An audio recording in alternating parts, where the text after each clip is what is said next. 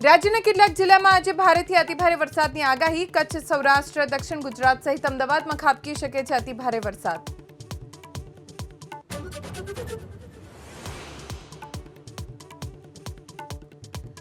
उत्तर प्रदेशના કેટલાક જિલ્લામાં ભારે વરસાદથી પૂર। મુખ્યમંત્રી યોગી આદિત્યનાથે પીલીભીતના પૂર પ્રભાવિત વિસ્તારોનું કર્યું હવાઈ નિરીક્ષણ।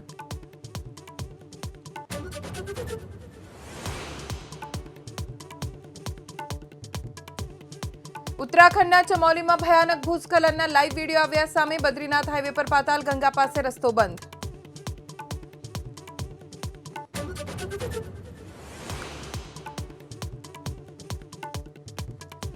गेम जोन अग्निकांड में जवाबदार एक पण व्यक्ति ने न छोड़वानी मुख्यमंत्रीए पीड़ित परिवारों ने आपी खातरी। भ्रष्ट अधिकारीओ सामे कड़क कार्यवाहीनी पीड़ित परिवारों की रजूआत।